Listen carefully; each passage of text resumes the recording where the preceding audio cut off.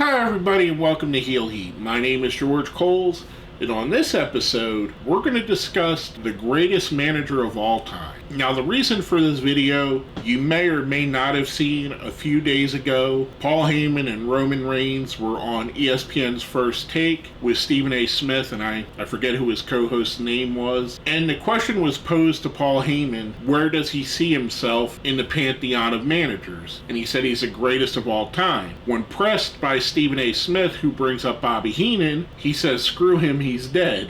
Which, I gotta imagine Bobby Heenan would love himself, and also the fact that I know Paul Heyman has a reverence for Bobby Heenan, and I've heard him say that Bobby Heenan was better than him in quote-unquote shoot promos, shoot interviews. I definitely think this was in the wise man character, not Paul Heyman, the real person's opinion. However, it does bring up the conversation. Who is the greatest manager? Now, there's four guys that I generally hear being brought up in the conversation. That is Paul Heyman, that is Bobby Heenan. Also, another man that he mentioned, Jimmy Hart, who he, to paraphrase, said, I know there's no God because Jimmy Hart's not dead yet and he doesn't listen to me. And I probably got that a little bit wrong, but it's on that line, which was a great line, but wow, just wow. And then the fourth guy being Jim Cornette. These are the four managers I hear most being brought up as the greatest manager of all time. And special shout out to my good friend Bucky749, who thinks that Gary Hart was the greatest manager of all time. Bucky, I think he was great. I agree with you that he was great. For the process of this video,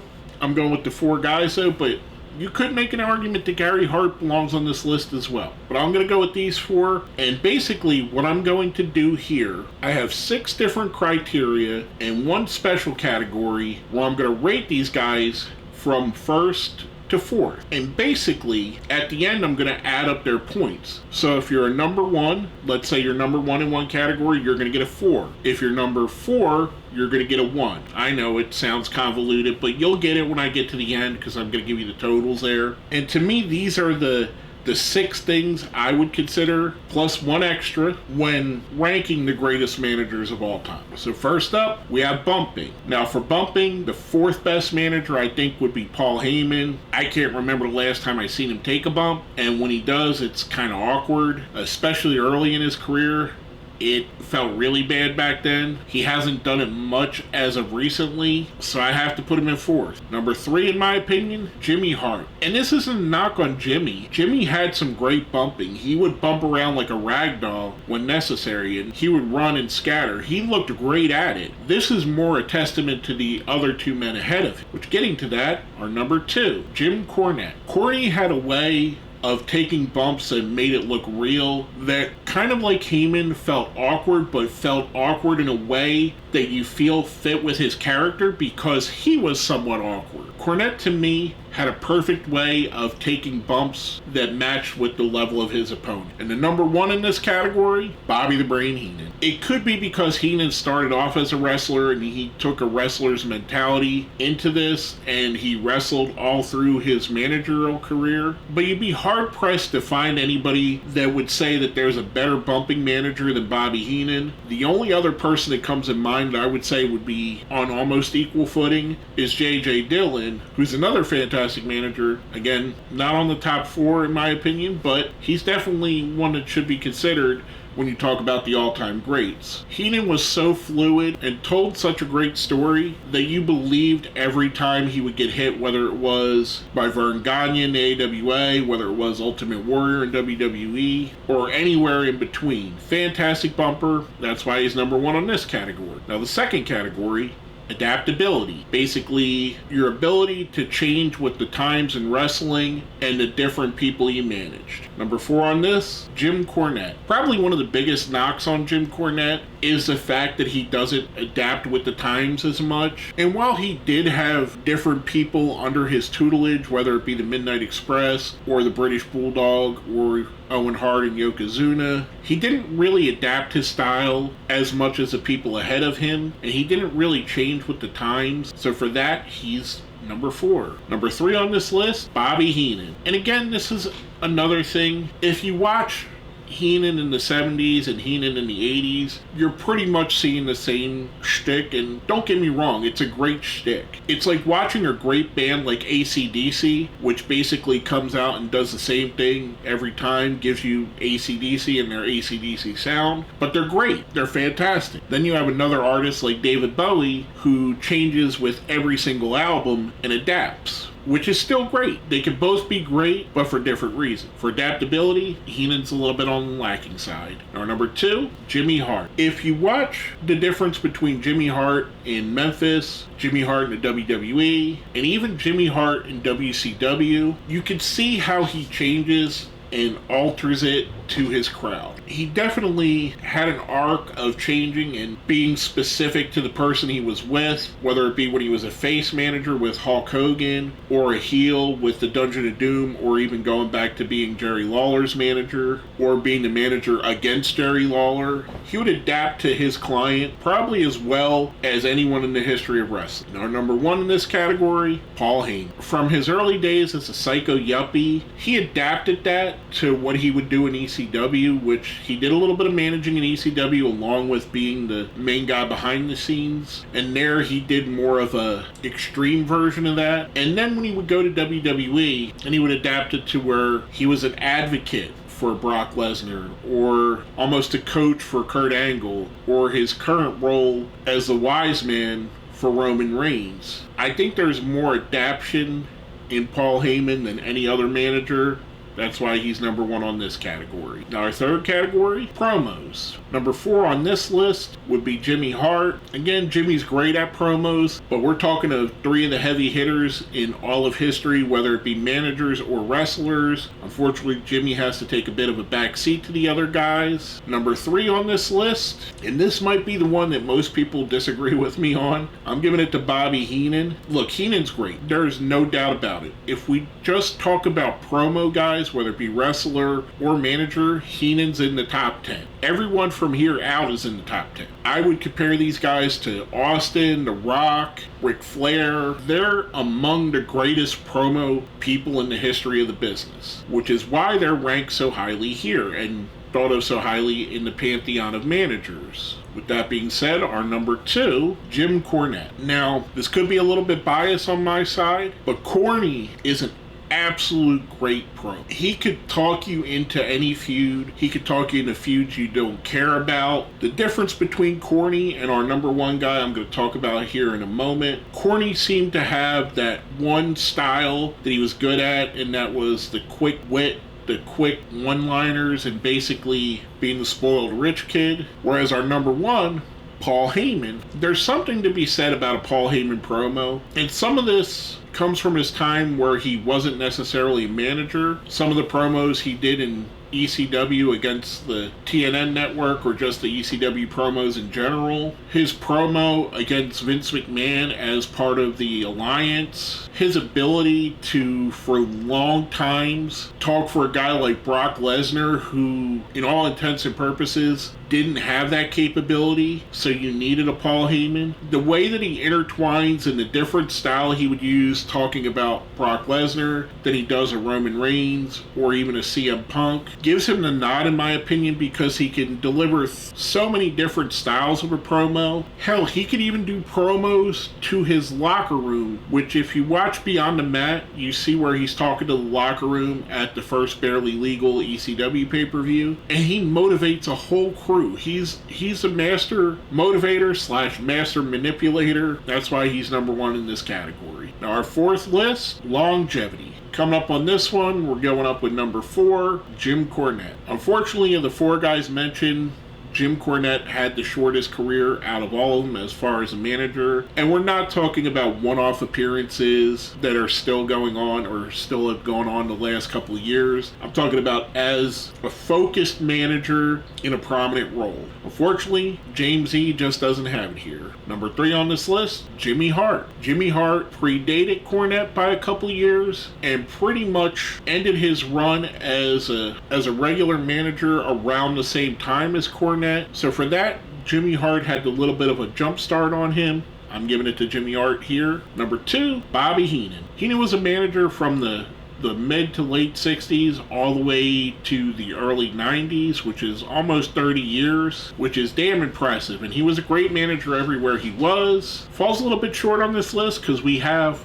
Paul Heyman. Paul Heyman at number 1. He started in the late 80s, around 88, I think. He may even start earlier in the territorial days. I believe he started 86 actually, and he may even predate that a bit. But let's go with 88 just to not give any controversy. He's been a manager off and on for 35 years. Now you could say there is a stretch of about 3 years where he didn't manage in ECW, and there's another stretch of about 2-3 years in WWE where he was on the outs with the company. But I would include the fact that I don't think we're going to see Paul Heyman leaving this role for at least another 5 years, maybe 10, maybe even more. So for me, the longevity goes to Heyman. Now we're going into our 5th category, and that's heat. The amount of anger you can draw from your fans. On this list, our number 4 is Paul Heyman. Unfortunately, I think a lot of this is the time that he was a manager. The days of mega heat are long gone. The days of guys getting stabbed going to the back or getting shot at in the parking lot are gone. But even if so, I do think the 3 guys ahead of Paul Heyman, when adjusted for time, are better than him at this. Unfortunately, this is probably Paul Heyman's weakest aspect. That's why he's the 4th best here. After that, our number 3, Jimmy Hart. If you don't think Jimmy Hart could get heat, talk to somebody that was a fan of his Memphis run. He had death threats. He had people shoot at him. I believe he was even stabbed a few different times. The man could cause riots just by being himself. He's an absolute heat magnet.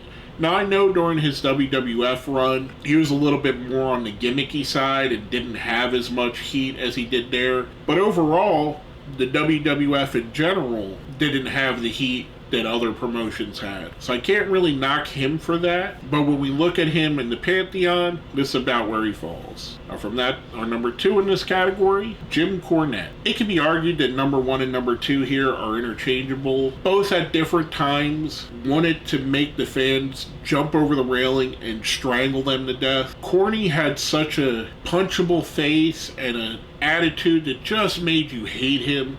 Made you want to throw your drink at him, made you want to stab him, made the fans want to take the risk of jumping the railing and getting hit in the head with that tennis racket just to take a swing at him. Corny was a master at this. And he still is. He still gets mega heat on his podcast. And our number 1 in this category, Bobby Heenan. There are 2 distinct generations of fans that hated Bobby Heenan. Whether we're talking about his days with the Crusher in Chicago or Vern in AWA, which I'm going to put that as the same category or same generation of fans, where he was with the likes of Ray Stevens and Nick Bockwinkel, and the fans just wanted to kill him, or his run into WWF, where he was the one manager in a litany of great managers, whether it be Freddie Blassie, Lou Albano, Jimmy Hart, Slick. He was the one guy that really, really got that heat poured on himself and made it so anybody he put in his stable was automatically hated. Just a fantastic heat magnet. One of the best that's ever done it. That's why he's number 1 here. Now our number 6 category, success. This is the overall success in kayfabe of the wrestlers managed by these guys. 4th up on this list, Jimmy Hart. And Jimmy is an absolute legend. Don't get me wrong. He managed several CWA champions. He managed tag team and intercontinental champions in WWE. He managed the world champion at times in WWE and WCW. He managed tag team champions in WCW. He managed US champions in WCW. But overall, his guy's success isn't quite on the level of the guys ahead of him. Not a knock. We're talking about the Mount Rushmore here. So being the 4th best is still really good. Number 3 on this list, Bobby Heenan. You could argue Heenan's biggest success would be Bockwinkel as far as a wrestler kayfabe success-wise, or Stevens Bockwinkel. Once we get into the WWF, he never quite had the wrestler that would beat Hulk Hogan to get that WWF championship. So while he was super successful in the AWA in getting every championship they had there, and he was successful in WWE, don't get me wrong, he had tag champions, he had intercontinental champions, Rude and Perfect, to name a few. The Brainbusters as tag team champions, Haku and Andre as tag team champions. The more success I think here is the number of guys that main evented under Heenan's watch as well, whether it be Andre and Hogan, Bundy and Hogan, Stud and Andre, Rick Rude and the Ultimate Warrior, Ric Flair later on, and I guess that is the one champion. He did manage Ric Flair when Ric Flair was WWF champion. Almost forgot that. I'm glad I remembered it here, or else you guys would have probably murdered me in the comments. So for that, Bobby Heenan's number 3 on that metric. Our number 2 on this metric as far as success, Jim Cornette. Jim Cornette is most remembered as the manager of the Midnight Express, which is arguably one of the top 5 tag teams in the history of wrestling, and a lot of people put them at number 1. He had success with both iterations, were the 2 most famous iterations, Condrey and Eaton and Lane and Eaton. He also had success managing Big Bubba Rogers. Then we go into his WWE days, where he was the manager of Yokozuna during Yokozuna's championships. Him and Mr. Fuji co-managed him. He managed Owen Hart through probably Owen Hart's most successful time, the British Bulldog, to major success in the WWE. To me, what gave him the nod over Heenan here is the massive success of the Midnight Express, combined with Yokozuna, who was obviously the standard bearer of the early 90s in WWE. That's what gave him the nod here. But when we're talking about the most successful managers, our number 1, Paul Heyman. Whether it be the Dangerous Alliance in WCW or the Samoan SWAT team, where they basically won every single WCW championship except for the big gold belt, or his run in ECW, where his people he managed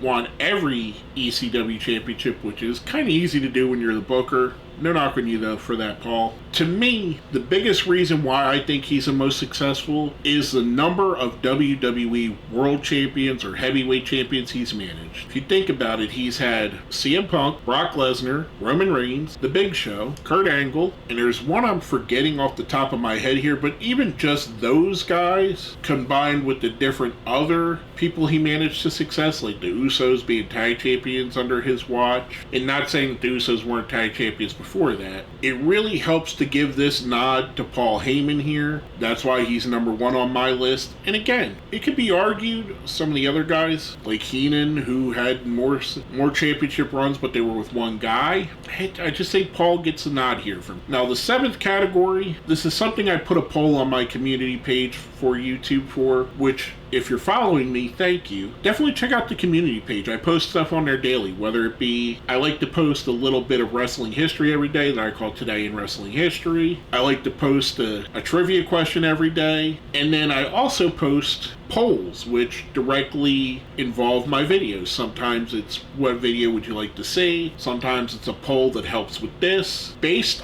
off of the poll results, and I'm going to put a picture here so you can see where I got them from. This is how you guys vote. So this is the 7th category. In case I was biased, I added this so my subscribers or anyone that came to my page had a chance to have their voice heard. Number 4 on this list, Jimmy Hart. And I'm going to go through these fast because I talked ad nauseum about all these guys in their different categories. Number 3 here, Jim Cornette. Number 2, Paul Heyman. And number 1, Bobby Heenan. Now, taking all of these categories and giving them their point values, again, if you were number 1 in a category, you got 4 points. If you were number 4, you got 1 point, and vice versa. 3 got 2 points. You know what I mean. Basically the inverse of the order. I calculated this, added up all of their combined numbers or combined points to give us the final verdict. Coming in 4th with 12 points, the Mouth of the South, Jimmy Hart. Again, this isn't a knock on Jimmy. He's an absolute legend. Again, this is the Mount Rushmore of managers, so being just on the Mount Rushmore means a lot when there's been hundreds, maybe even thousands of managers in wrestling history. Great place to be. Not quite the number 1, though, Jimmy. Number 3, James E. Cornette with 16 points.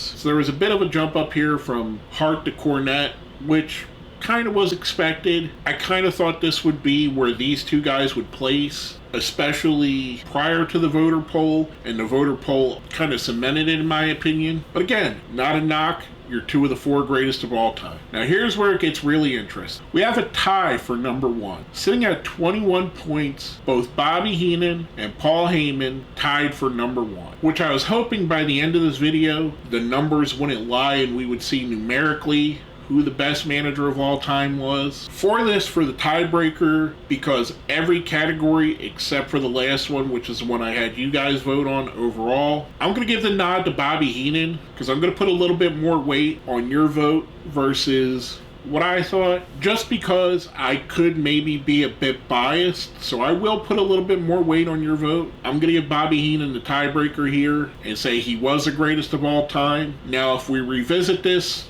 5 years from now, 10 years from now, is that still going to be the outcome? Maybe, maybe not. I do think all four guys are the four greatest managers in wrestling history. I think they're the Mount Rushmore, and I think they were all well deserved to be in consideration. That being said, smash that like button, share the video, subscribe if you haven't.